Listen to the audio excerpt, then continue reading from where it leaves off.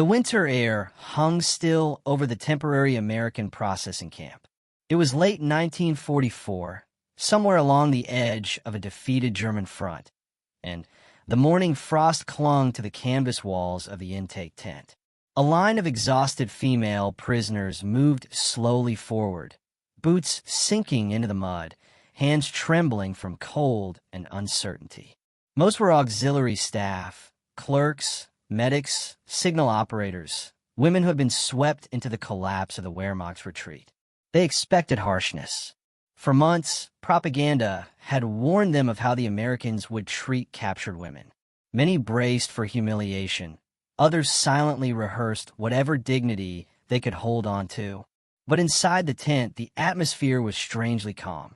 An American sergeant sat behind a folding table, sorting small stacks of paper, wooden pencils, and blank forms. When each woman stepped forward, he didn't shout, didn't threaten, didn't search them with cruelty. Instead, he slid a sheet of paper toward them and placed a pencil beside it.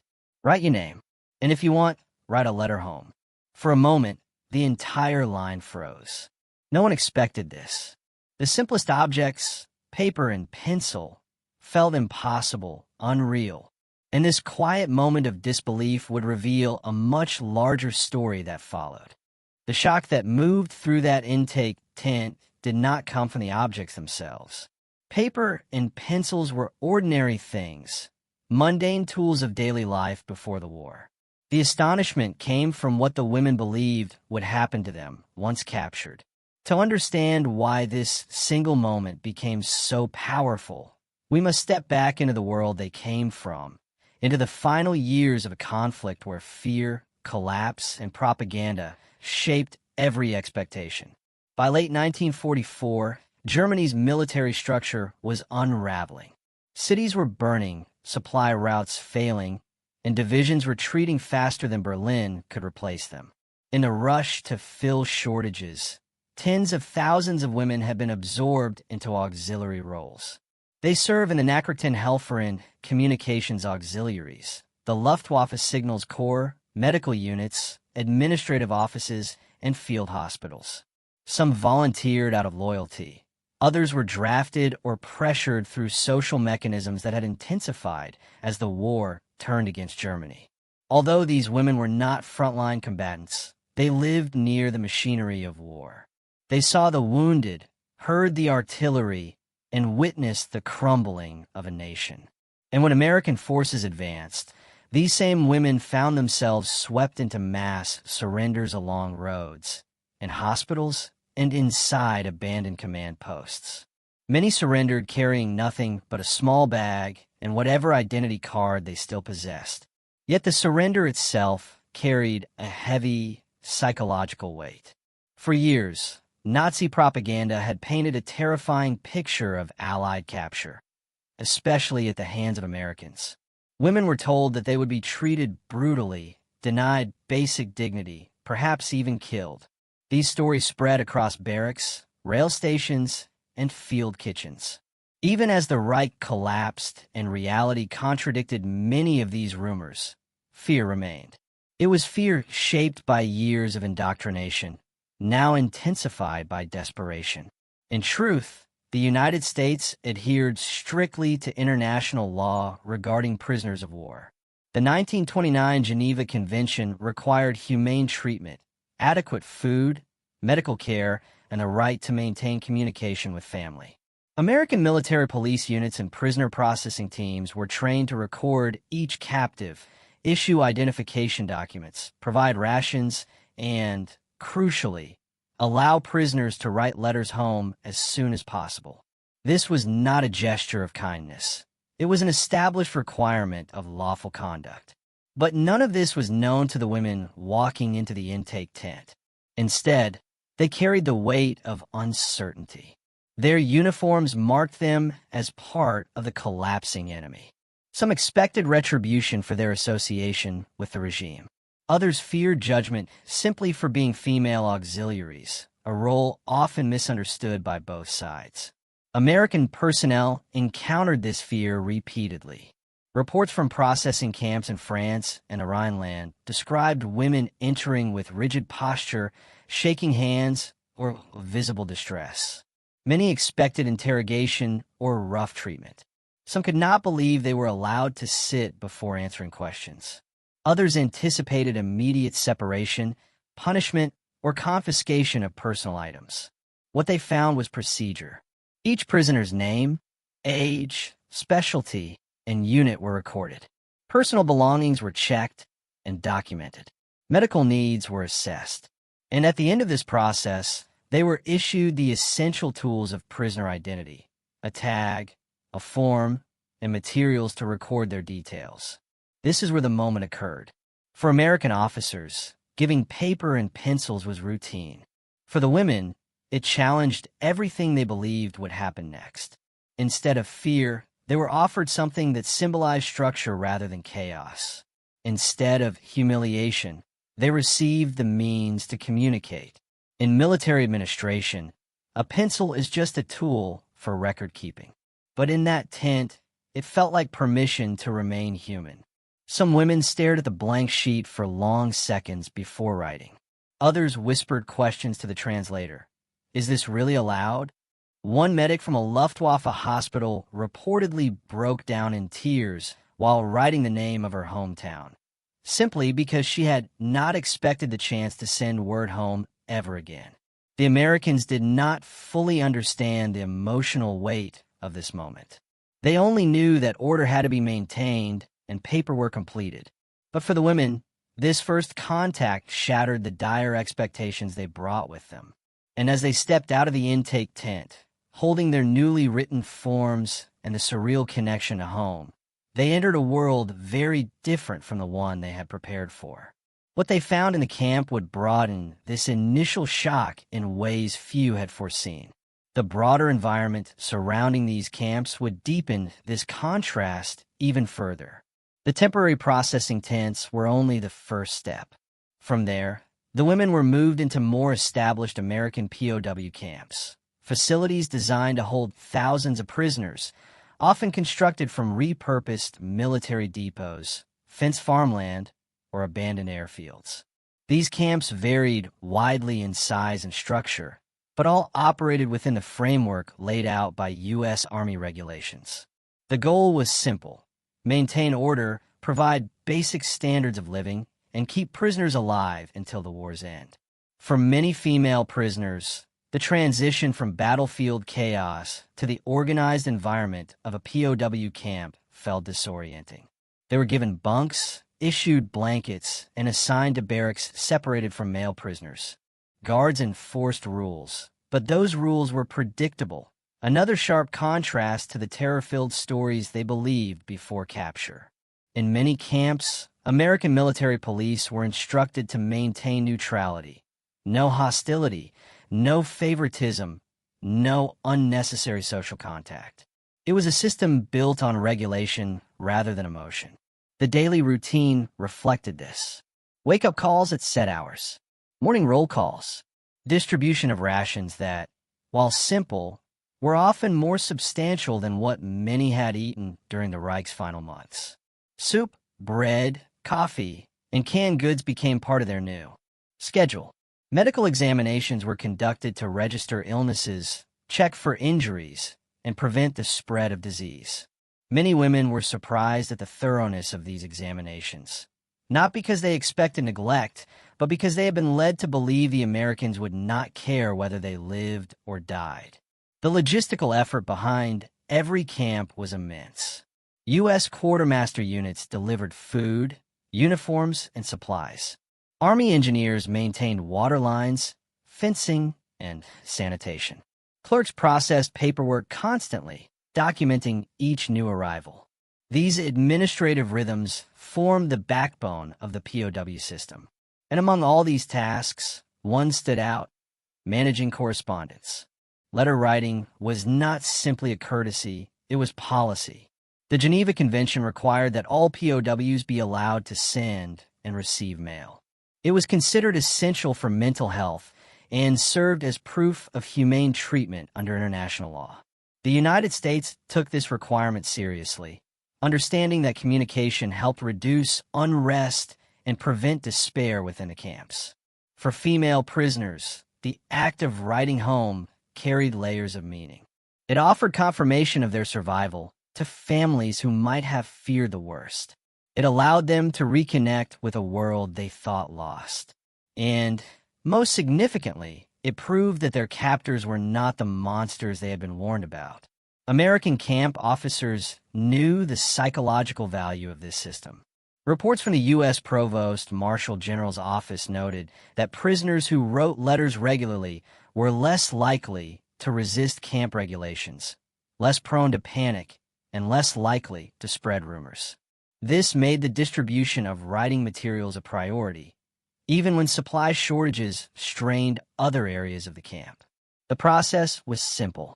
Each prisoner received standardized POW stationery, thin sheets pre-printed with camp information. Pencils were issued at designated times. Guards supervised the writing but did not read the letters. Those were later screened by censors trained to remove sensitive information without altering the message's personal tone.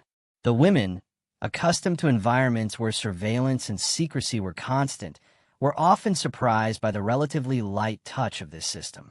And yet, to truly understand the emotional impact of this permission, one must consider what letter writing represented within the overall wartime experience. Communication had been increasingly restricted in Germany during the final year of the conflict. Families were displaced, mail routes disrupted, and censorship intensified. Many women had gone months without sending or receiving any message at all. In this context, a simple pencil became a bridge back to identity.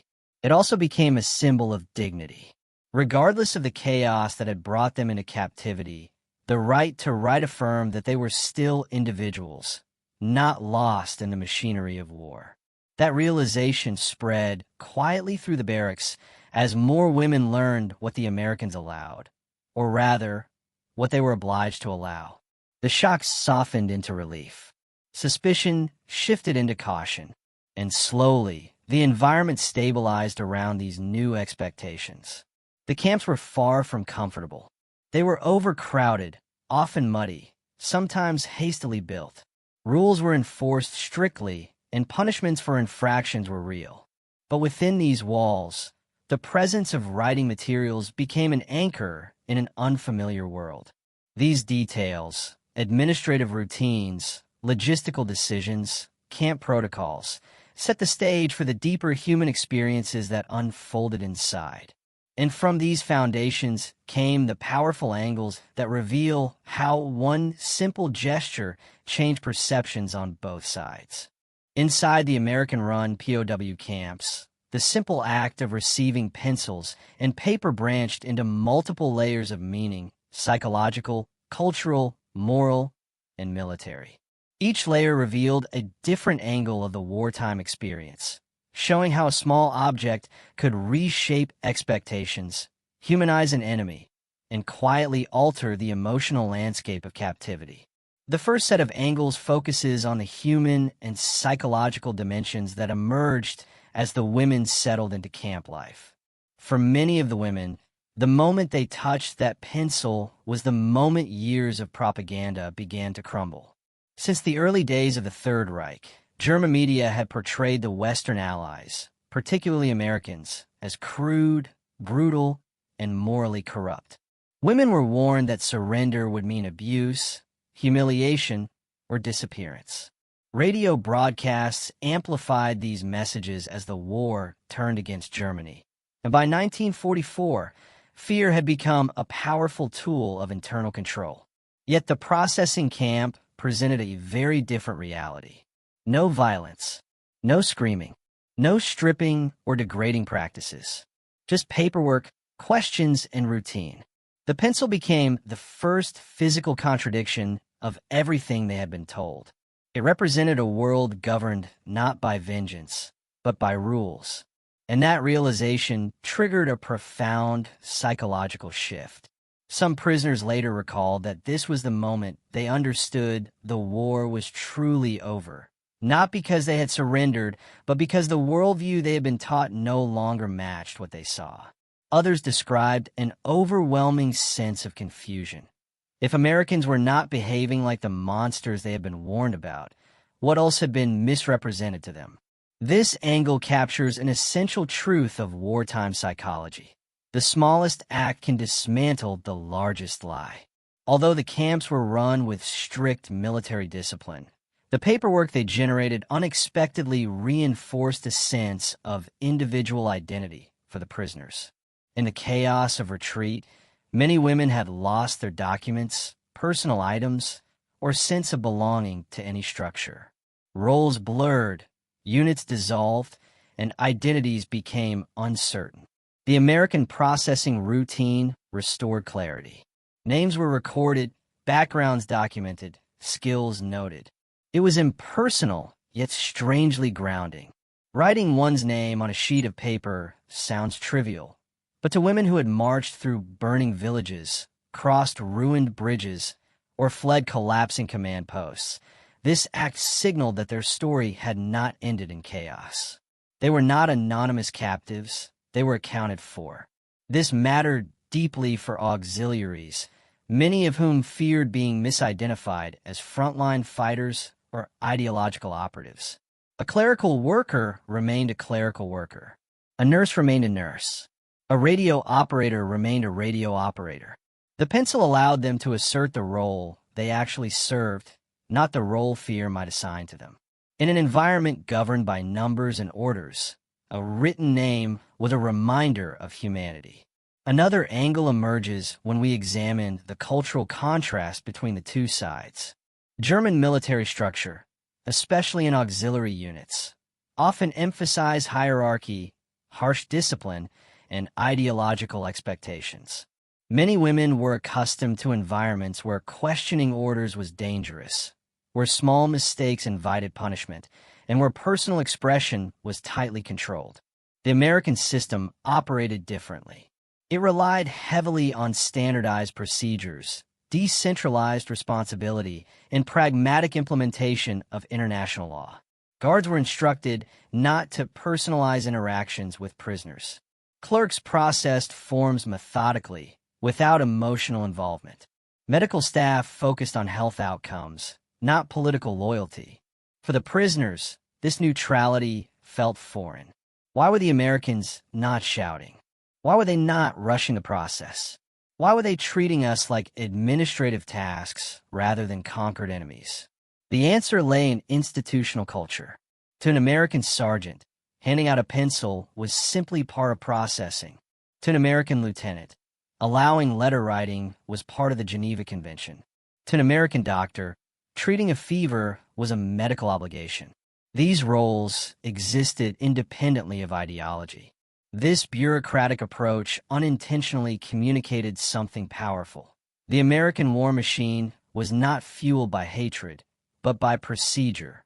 And for prisoners who arrived expecting cruelty, this neutrality was more shocking than open kindness. The right to write letters immediately created a strong emotional anchor in camp life. Communication with family was more than a comfort. It was a lifeline. Many women had not been able to send or receive mail for weeks or months as the German postal system collapsed. Some did not know whether their families were alive, displaced, or still in cities under bombardment. The Americans understood the morale value of correspondence, but they did not fully grasp its emotional depth. For the prisoners, the act of writing offered reassurance that they were still part of a world beyond barbed wire. Validation that they remained remembered and connected. A sense of safety, knowing that someone outside the camp would soon know their fate. Renewed dignity, because writing was an act associated with freedom, not captivity. Some women wrote cautiously, unsure how much emotion to display. Others poured out long messages, describing relief, fear, hunger, and hope, trusting that even if their letters were censored, the essence would reach home. American censors saw this daily. Letters filled with longing, uncertainty, and gratitude for survival. This correspondence revealed, more than any report or interrogation, the true psychological state of the prisoners. The pencil became their emotional outlet. And through these letters, families across Germany learned a quiet truth. Their daughters and sisters were alive and being treated with procedural fairness. These angles, psychological, cultural, administrative, and emotional, form a foundation for understanding how small, simple gesture carried such significant meaning. But there were deeper layers still to uncover: tactical, moral, and interpersonal dynamics that shaped every day inside the camp. While the first set of angles focused on the inner, human layers of the prisoner's experience, the second set explores the broader systems that shaped camp life: structures of power, moral dilemmas, tactical considerations, and the quiet psychological negotiations occurring between prisoners and guards. These angles reveal that the moment with the pencils and paper did not stand alone. It was tied to deeper currents running beneath every interaction in the camp. From the American perspective, the distribution of writing materials was not a symbolic gesture, but a mechanism of control. Military historians and provost martial reports repeatedly emphasize one principle: POWs are most compliant when their environment feels predictable. Predictability reduces panic. Panic leads to unrest. Unrest leads to violence. Providing paper, pencils, and other administrative items served a tactical purpose. It signaled to prisoners that the system had structure, pace, and rules that would not change arbitrarily. Every small procedural act — roll call, meal distribution, medical checks, letter writing periods — was designed to create stability. Female prisoners, who entered the camps with heightened anxiety, often calmed quickly when they saw consistent routines. American officers reported that women's compounds were among the easiest to manage because order emerged naturally once communication lines were opened. The act of writing home reinforced that their treatment adhered to international standards, reducing their fear of sudden brutality. Thus, something as mundane as paper had strategic utility. It built the foundation for orderly captivity. In a war where resources, manpower, and attention were stretched thin, anything that decreased the burden of guard duty was not merely kindness. It was effective tactical administration. This angle examines a deeper moral theme: the difference between legality and empathy. American soldiers did not have to like the prisoners. They only had to follow regulations. Yet the simple act of providing writing materials created an ethical dynamic neither side fully expected. For the women, the Americans' adherence to rules, without hostility or favoritism, felt humane. But for the guards, neutrality was a defense mechanism. Most of these guards were young men who had fought across Europe. Some had witnessed brutal combat, lost friends, or liberated devastated towns. Now they were responsible for ensuring the welfare of enemy personnel, including women who had worked for the same regime they had fought against. The emotional distance maintained by American MPs was partly practical, partly psychological. It helped them reconcile wartime duty with the moral obligations of captivity. The pencil became an object that closed this distance, not with affection, but with recognition. Guards saw prisoners as individuals temporarily caught in a system, not threats. Prisoners saw guards as professionals, not tormentors. This subtle moral equilibrium allowed both sides to coexist with minimal tension. Inside the women's barracks, the presence of writing materials influenced social hierarchies in ways American guards rarely observed. Women who had experience in administration or clerical tasks, those comfortable with forms, handwriting, and documentation, were often looked to for help. Many prisoners struggled with the emotional weight of writing letters, unsure how to convey their situation or whether honesty might result in censorship. Others had limited formal education, making writing stressful. As a result, former office workers became unofficial record keepers. Nurses helped others describe injuries or illnesses accurately. Radio operators translated technical details. Women with steady handwriting wrote for those who shook from nerves. A small item, paper and pencil, reconstructed a miniature society within the barracks. It revived skills that had been overshadowed by the chaos of collapse. It gave some women a renewed sense of purpose. It restored fragments of the civilian identities they feared were gone forever. This internal structuring improved camp morale and reflected a broader truth. When people regain the ability to communicate, they also regain a sense of self-worth. One compelling angle lies in the difference between how the prisoners perceived the gesture and how Americans understood it. For the women, receiving writing materials was shocking. For the Americans, it was routine, grounded in administrative necessity, not emotional significance. This disconnect reveals a fundamental contrast. To the prisoners, paper represented mercy, humanity, and relief from terror. To the guards and clerks, paper represented procedure, accountability, and record-keeping. American systems were built on documentation, tracking prisoners, monitoring camp populations, and maintaining compliance with the Geneva Convention. Everything had a form, a log, a signature. The pencil was simply another tool to ensure accuracy. The emotional meaning the women attached to it, hope, dignity, connection, was something the Americans did not fully grasp. It was not their intention to offer comfort. They intended to maintain order. Yet history often unfolds in the space between intention and interpretation. In this case, the administrative indifference of the Americans became a source of profound emotional impact for the prisoners. Above all, receiving writing materials triggered a single, powerful realization: they were going to survive. Until that moment, many female prisoners did not know whether surrender meant safety or danger. They had heard rumors of mistreatment, harsh imprisonment, or disappearance into unknown camps. Standing inside the processing tent, holding a pencil, writing their names on clean paper, it was the first tangible confirmation that their lives were no longer at immediate risk. Survival is not a loud moment. It is quiet. It is the sound of a pencil scratching across a page, not the sound of gunfire. This angle highlights the emotional climax of those early days in captivity. The pencil, though small, marked the threshold between the world of war and the uncertain, but survivable, world of imprisonment. It was the first step toward acceptance and the beginning of a long psychological recovery.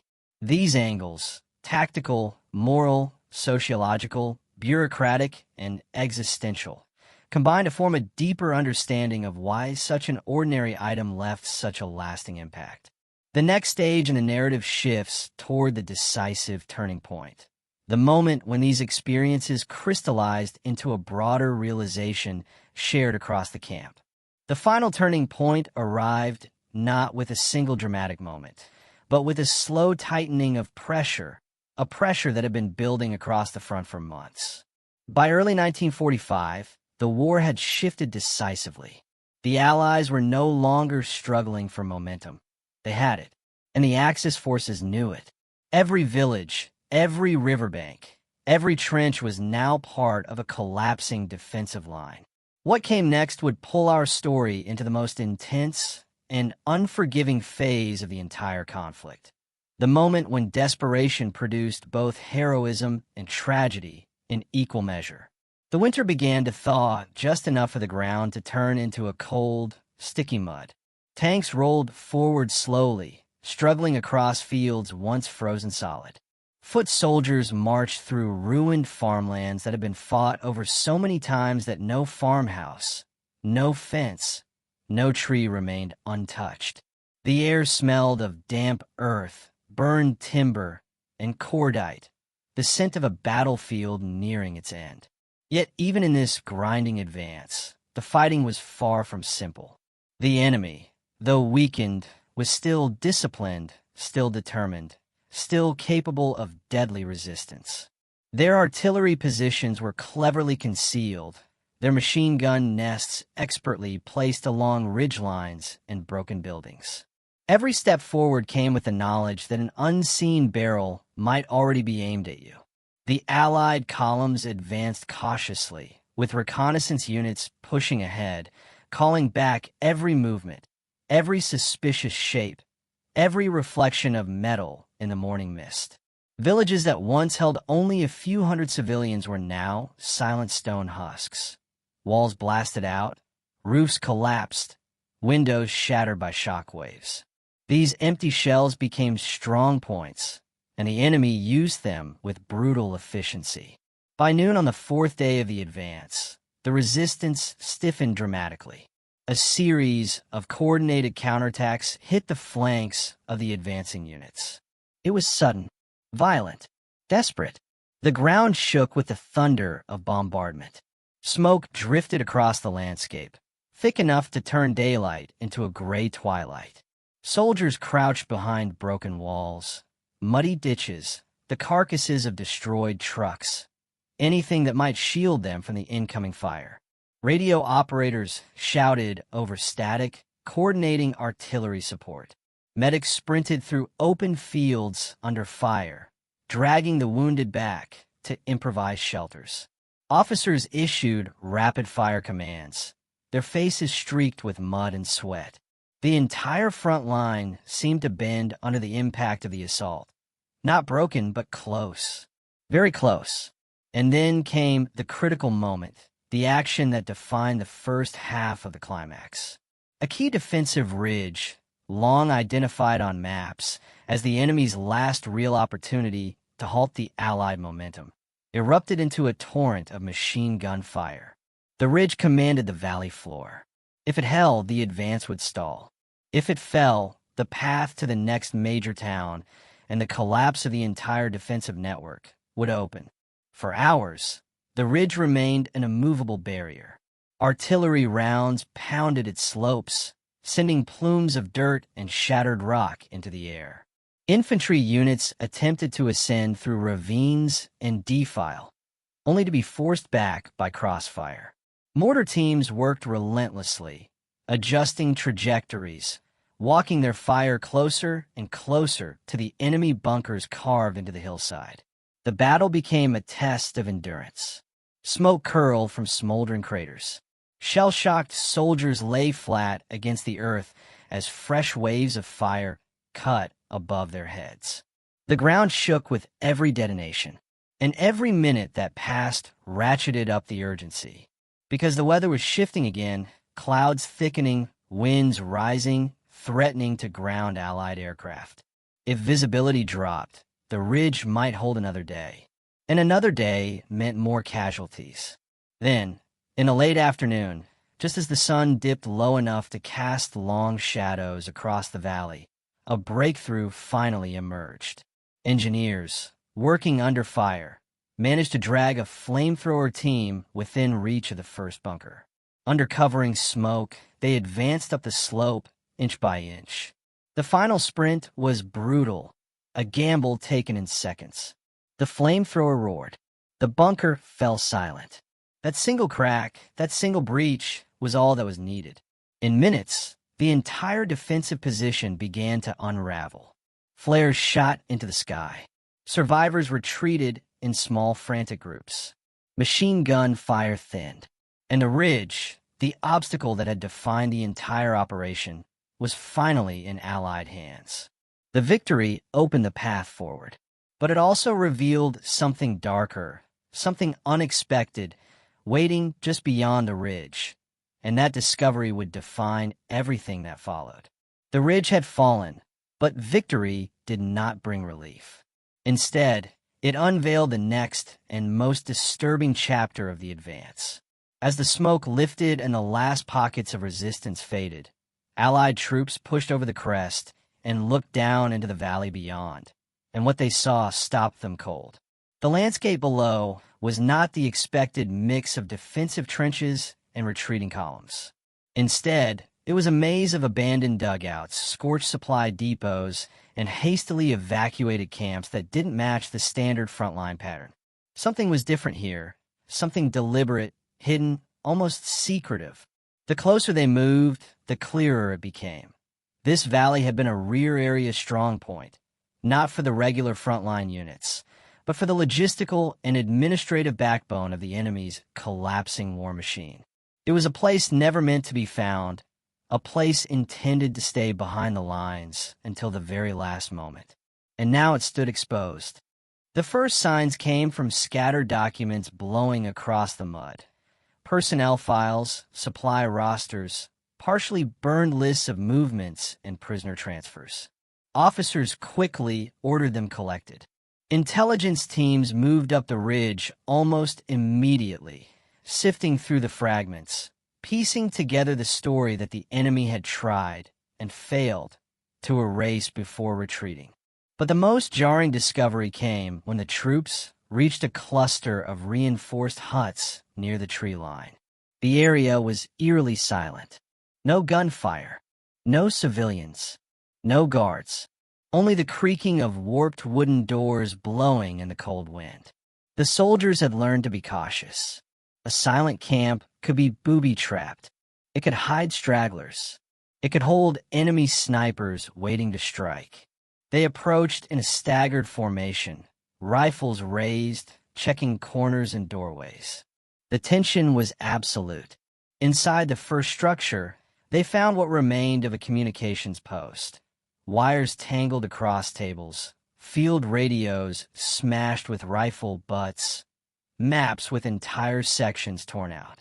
Footprints in the dirt showed rushed movement, panic, a hurried evacuation under pressure.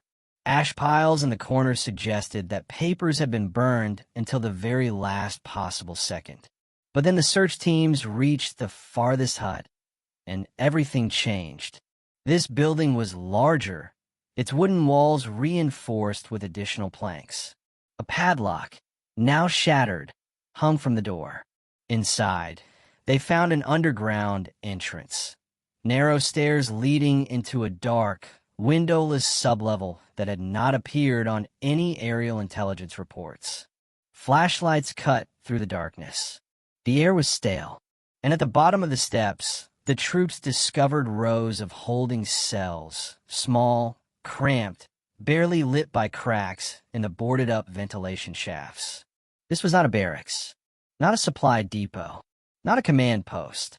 This was a detention site, abandoned in haste, half dismantled but unmistakable. Some cells were empty, their bedding scattered, metal cups and wooden spoons left untouched. Others contained signs of sudden evacuation, shackles unlocked, personal belongings left on the floor, scratched initials on the walls. A few cells still held people, weak, dehydrated, barely conscious, left behind when the retreating guards fled under the pressure of the Allied advance. Medics were called immediately. Water was distributed. Blankets draped over shoulders. The discovery spread up the chain of command in minutes. The valley was no longer just a military target. It was evidence of a system that the world had not fully understood until now.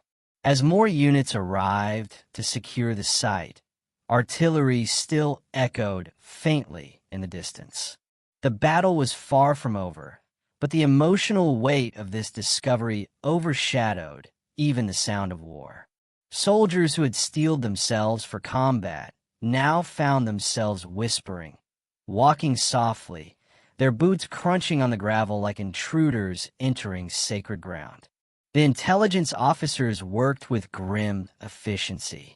Every scrap of paper was collected, every mark on the walls photographed, every survivor interviewed once stabilized.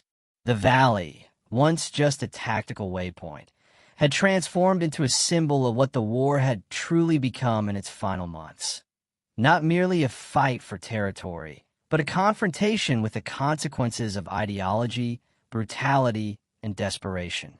And as the troops prepared to move deeper into enemy territory, they understood something crucial.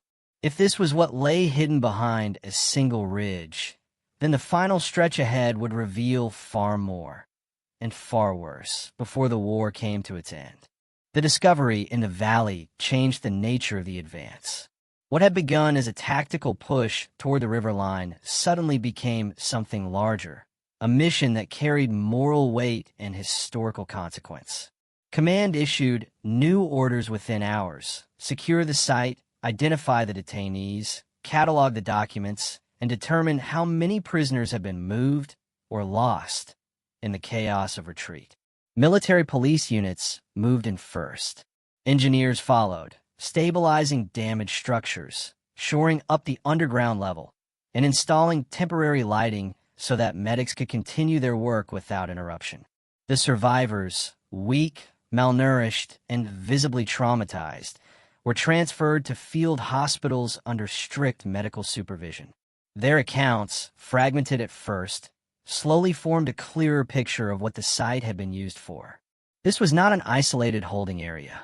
It was part of a chain, a logistical network of detention points where civilians, displaced persons, and captured laborers had been processed, sorted, and redistributed in the final months of the war. As the front collapsed, these sites had been evacuated or abandoned in haste. The valley was one of the few that had fallen intact into Allied hands. Intelligence officers worked day and night, turning over every crate, every drawer, every stack of water-stained papers. Many documents were partially burned, but enough remained to reconstruct the movement patterns of transports, work details, and internal security units. What emerged was a grim map of displacement and forced labor that stretched across regions. Each notation, each signature, each coded reference told a quiet part of a larger system that had operated behind the visible lines of battle. And among these findings came another realization. The female prisoners captured days earlier, the clerks, stenographers, and auxiliary staff, had not been exaggerating their roles. Some of them had worked directly within this administrative network. Their notebooks, typewriter ribbons, and coded logs matched the paperwork found in the valley. Suddenly, what had seemed like routine interrogations now held new importance. The Americans moved quickly.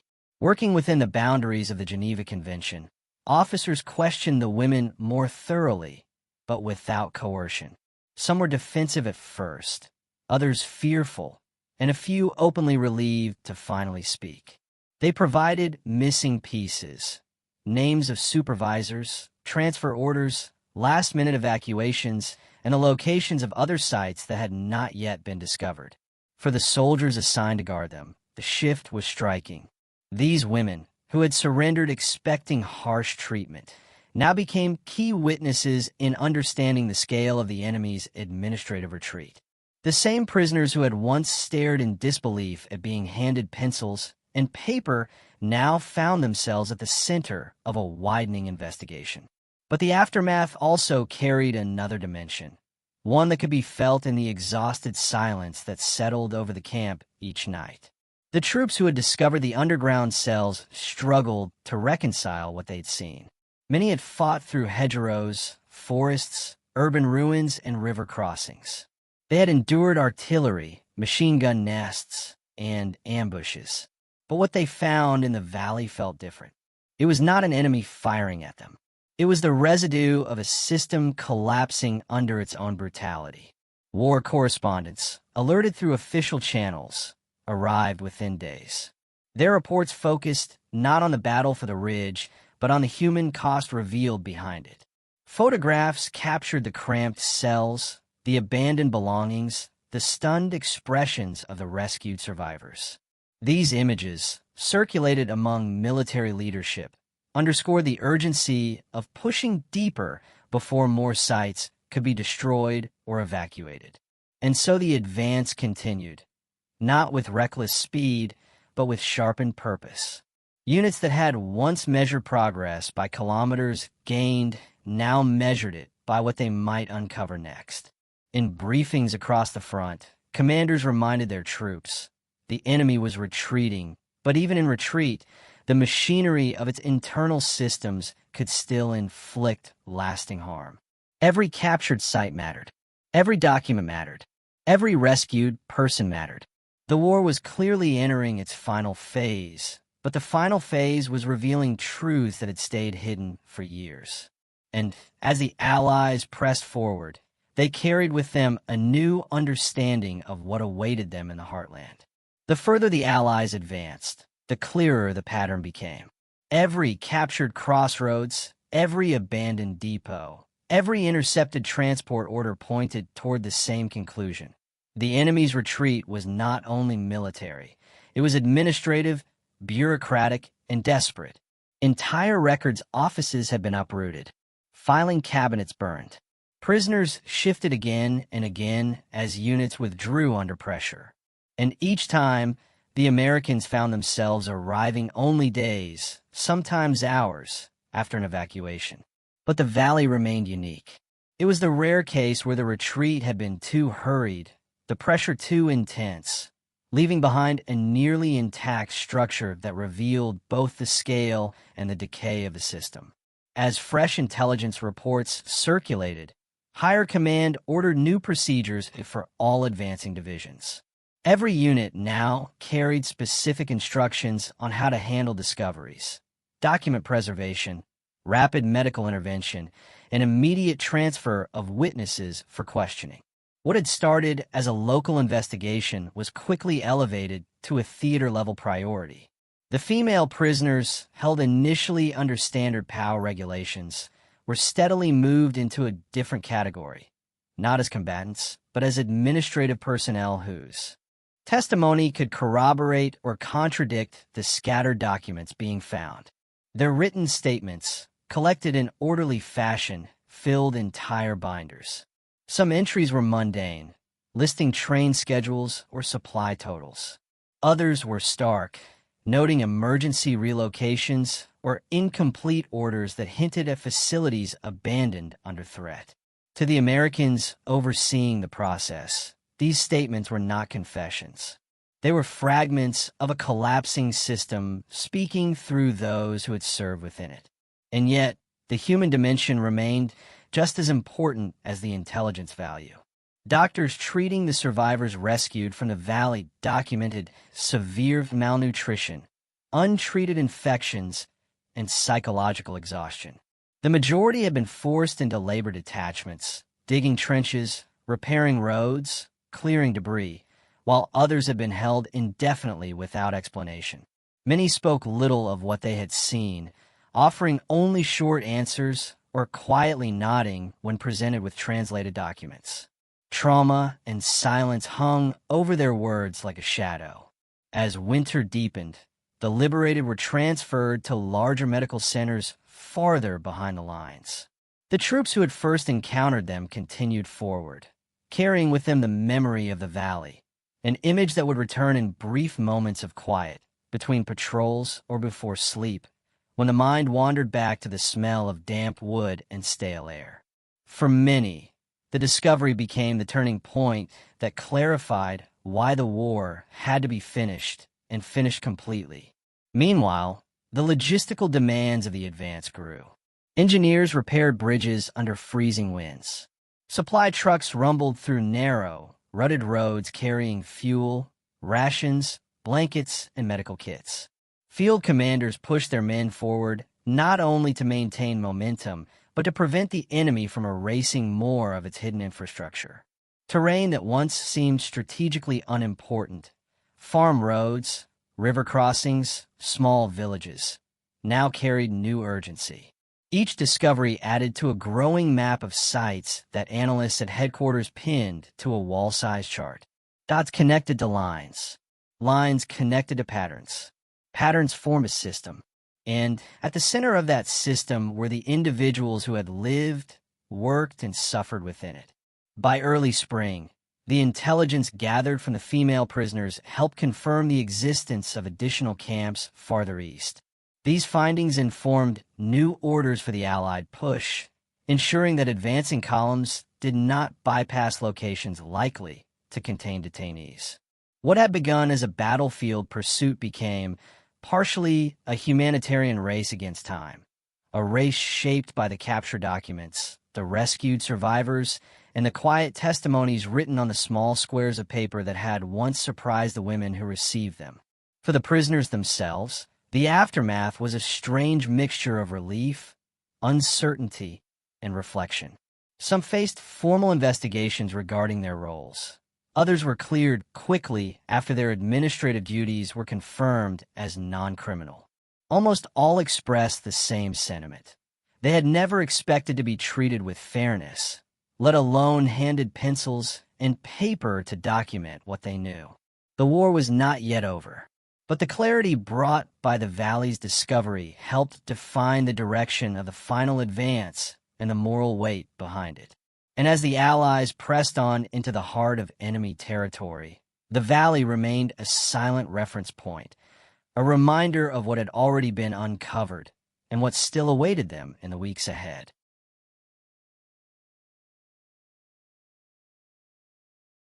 In the decades that followed, the war would be remembered for its grand battles, the sweeping offensives, the armored breakthroughs, the ruined cities retaken street by street. But for many of the soldiers who walked down into that valley, the enduring memory was quieter and far more human. It was the moment they realized that behind every front line, behind every map, arrow, and official communique, there existed another world. A world shaped not by divisions maneuvering across continents, but by the unseen machinery that governed the lives of civilians, prisoners, and forced laborers. A machinery that, even in collapse, left traces of its structure in the empty cells, the discarded papers, and the gaunt faces of those it had forgotten. The female prisoners who had surrendered expecting hostility instead found themselves part of a historical reckoning. Their simple act of putting pencil to paper became one of the first steps toward documenting the systems they once served, a record that would outlast the war itself.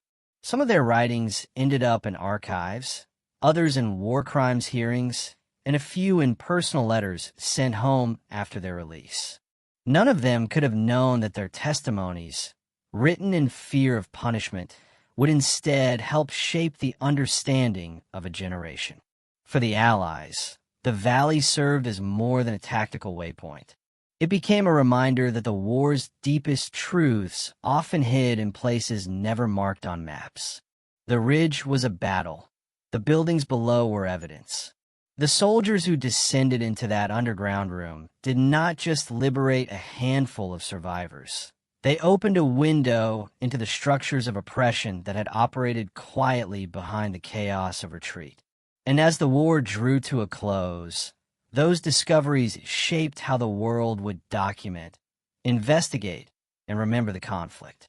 In the end, the Valley's greatest legacy was not found in the military reports or capture documents, but in the individuals who emerged from it, survivors who lived to tell their stories, and young soldiers who carried those stories with them long after the guns fell silent. A reminder that history is never only written in victories or defeats. Sometimes, it is written in the smallest actions, a surrendered pencil, a blank sheet of paper, and the unexpected humanity found in the final months of war.